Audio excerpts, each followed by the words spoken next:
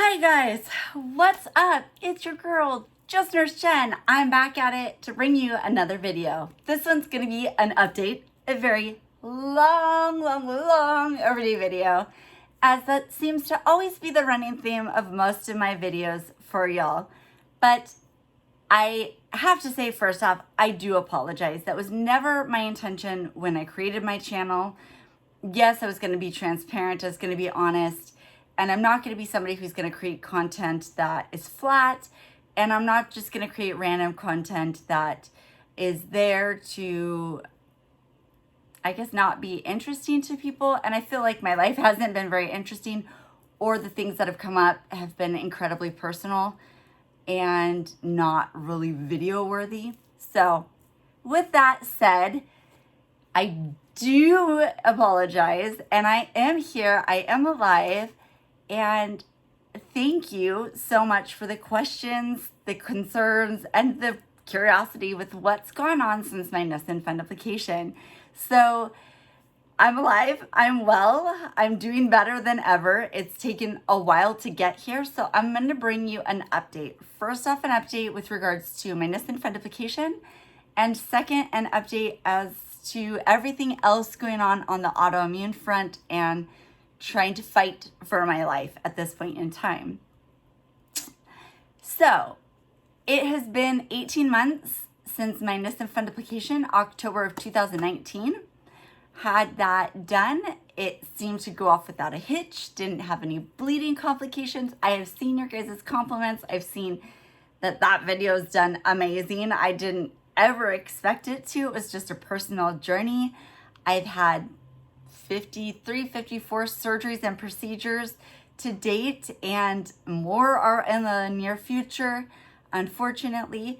But I just figured I get scared, even as a nurse, with procedures and like the leading up to the procedures and tests, surgeries, and what to expect. And each person's journey is different, and it's interesting to get different perspectives. So if you're gonna have it, or one of your loved ones, you kind of know what to expect going into it. So mine went off great. I didn't have the bleeding complications that I typically have. I healed really well. I was able to eat initially coming out of the surgery. Yes, you do lose weight, just par for the course. You're not going to be able to eat the levels that you normally are. And I already have difficulty with like natural anorexia, just no interest whatsoever in eating. That's been my entire life, just a natural avoidance for food. I don't really feel hungry. And when I do feel hungry, I have to jump on that urge to eat at that moment in time, because once my hunger drive is gone, or my hunger urge, it's gone. And once you have a gastric or stomach surgery, you're not going to be able to vomit if you eat something that doesn't agree with you. So you're stuck with this horrible yuck feeling after a procedure. So I just have to make sure that I'm like really on it with regards to when I actually am hungry. So that's always been my life. For most people, when you have that surgery, you're gonna get your normal appetite back. That's just normal, that's natural. And the biggest thing is just making sure that you're not overindulging. You're gonna have to learn forever, because you're gonna want to revert when you're in a rush to go back to eating really quickly, or eating big bites and not shoveling the food in. But when you're in a rush, you're gonna wanna hurry up and eat and just drink really fast, and all of that has to change. I'm not saying that you can't increase the size of meals that you eat and how much you can drink. Like for instance, I'll do an example. Now, 18 months later, I can do this.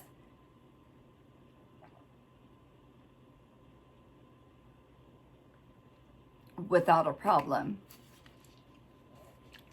I do struggle with my swallowing because we didn't resect enough of my esophagus with part of my muscle, or my esophagus being damaged from how bad the acid reflux was.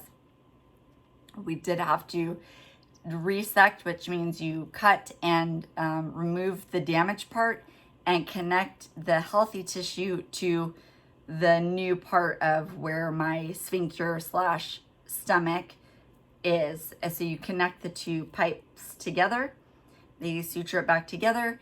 And unfortunately, there's still some part of my esophagus that was damaged, if you will.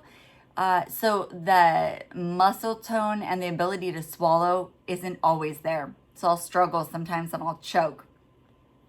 But that's, again, that's specific to myself. Normally though, you're going to be able to drink, you're going to be able to eat.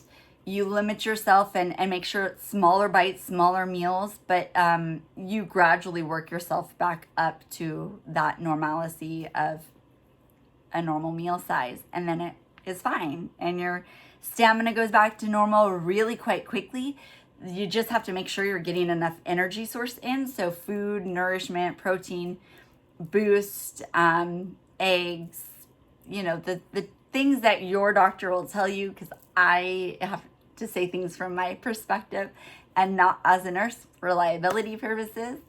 But that was the first thing that came back, was my strength, just exercising and working your way back up to your endurance, and then working your way up to like learning a new style of eating. And then I learned, I think it was 6 months in, I did do a video where I had to have a repeat study of the upper swallow evaluation, which is a contrast barium swallow test. In my YouTube videos, it shows a photo of me with a American jacket, and it's got a pink background in my car. And I was explaining that I had to have a repeat one of these swallow tests because something wasn't working right. I wasn't able to swallow. I was choking, felt like things were getting stuck, which is one of the side effects or symptoms, the big red flag symptoms that my doctor told me. If things feel like they're stuck or you can't swallow, call us. We'll do an evaluation of your Nissen to make sure that it doesn't get too tight.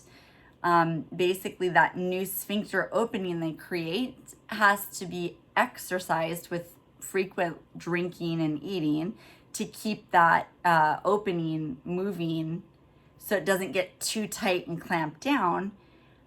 Because if it clamps down, then obviously you're not going to get anything through that opening. And what they have to do is go in and dilate it.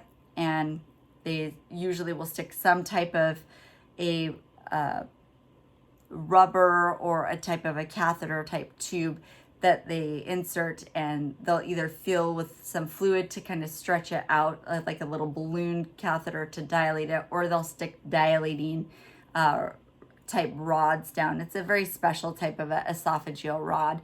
And they slowly will take one out, put the next size in, and so they'll slowly insert these levels of graduated rods into your esophagus until they get to the dilated size that they feel is safe.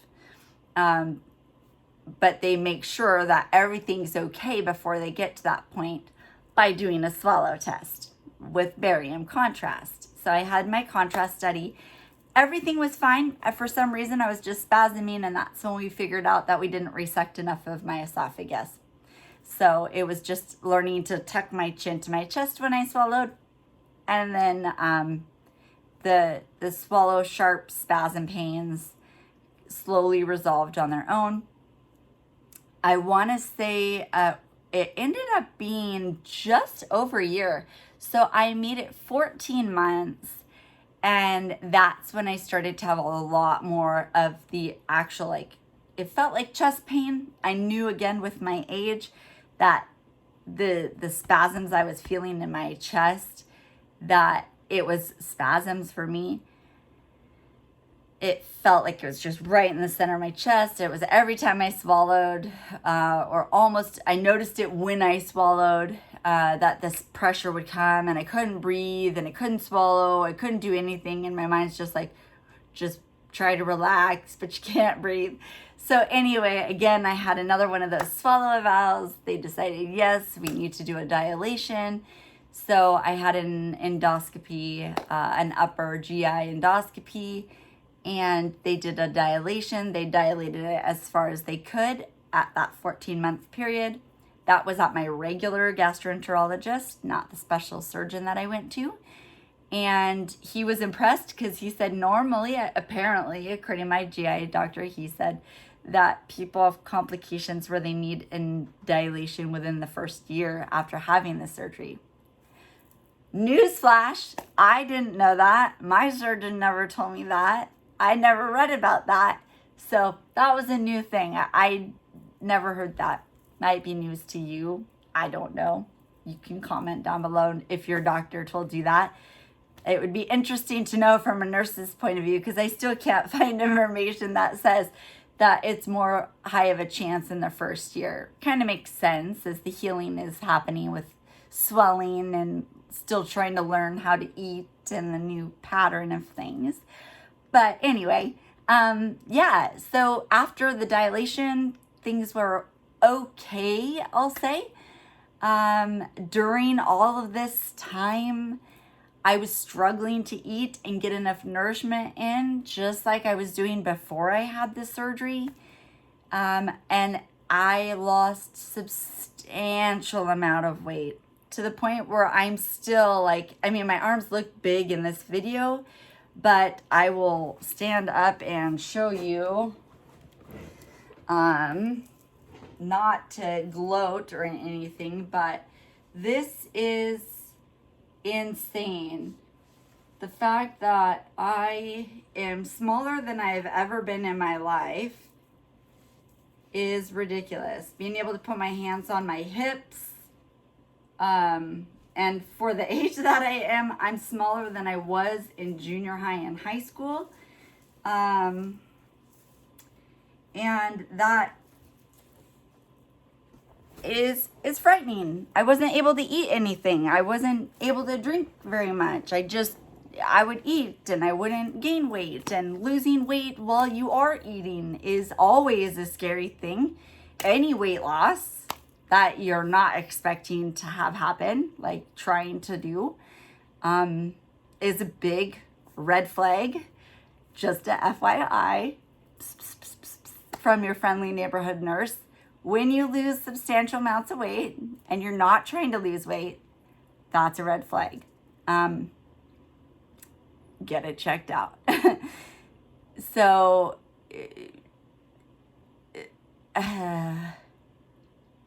I was fainting more. I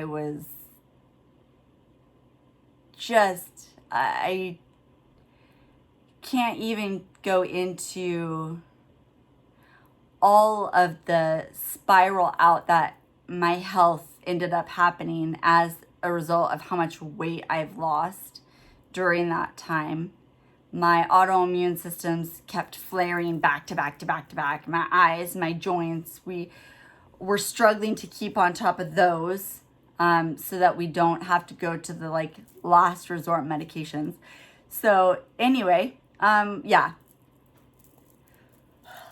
all over the place, chicken track, normal Jen. That's my normal personality. Went to my gastroenterologist.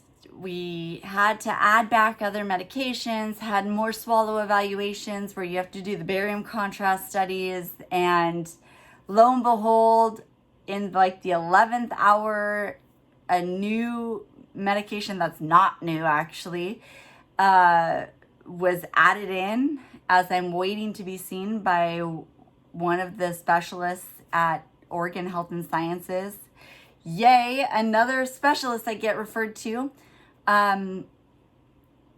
is working, and I'm able to eat and I have an appetite. So I'm feeling better in regards to the fact that I can eat and I'm getting nourishment, and I'm happy about that. So yay! I'm not going to say the name of the med because that's special to my situation.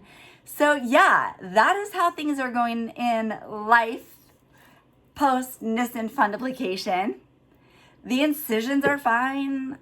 My health otherwise with regards to the Nissen is great. Again, like I said, you can't you can't really, I don't burp. No, I never really have the urge to burp. I drink soda.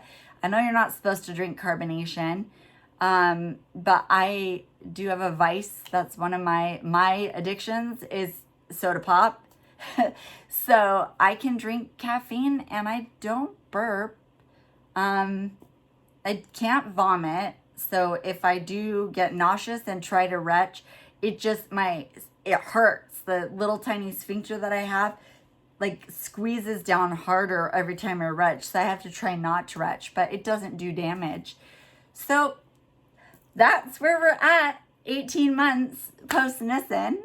How are all of you doing at your stages of your Nissen Fundoplication? Because I know all of you are at different layers, levels, stages in your Nissen recovery. And if you decide to stick around, life in the autoimmune lane. So yes, obviously I've got way different background going on. My personal life has changed a little bit. Living the single life once again. I'm in a good, stable, healthy place mentally, emotionally, physically, like all of the ease that you could add onto it. I am in a really, really good place right now. And I don't know what to say in regards to that, so I'll leave it there. And with my other health, so we've had a lot of bad news. So a lot of just back-to-back groundbreaking, life-shattering bad news. I'm learning to embrace the moment and live in the moment for the day and try to find one thing, even if it's just for a moment and just for a glimpse of a day or for a second during a day, to enjoy whatever it is, because we're not guaranteed tomorrow. Even if you know that you're on borrowed time and you know that you're dying and that your life expectancy is going faster than you thought,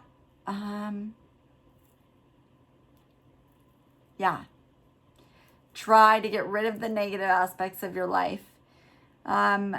My health has been just, unfortunately, like this. We're doing trials with medications to try to extend certain aspects of my life. And so far, what we have going on is working. I'm keeping it very brief because I really don't want to get emotional. I do have to go to work tonight. I appreciate the support and the concern for where people have been there. I have an awesome support system. I have a family I never in my wildest dream expected. So thank you so much. And you all know who you are for helping me to find a new element of myself and to find a new passion in life. I'm finding like a new zest in life and just savoring every moment of it and not focusing on my health because my health just weighs me down. Right now, the top element on my health front is neurologically. So my pain specialist is going to help work to get my spinal cord stimulator leads replaced so that I can get MRIs for my ankylosing spondylitis. We can see how bad the damage is to my hips and my spine. And then we'll also do MRIs of my brain to see what is going on that's causing me to slip, stumble, trip, fall, and what's causing me to have some other neurological things that should not be happening with my age. I'm way too young to be having some of the things happen, especially with how well other aspects of my health have been. So that's where we're at with this. I will keep you posted. I definitely will. I am working on editing in a new way. So anyhow, that's it for now. I have been gaming, which is what I was smiling about because it's giving me a new outlet to express myself in a different way. And I love it. It's brought me a happiness that I never in my life thought I could have.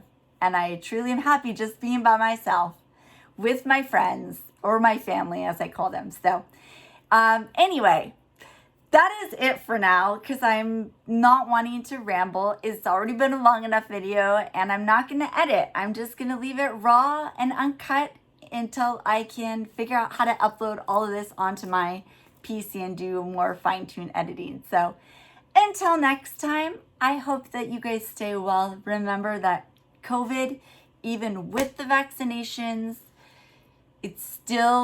the vaccines are not going to protect you per se from every strain. And they do take time to work.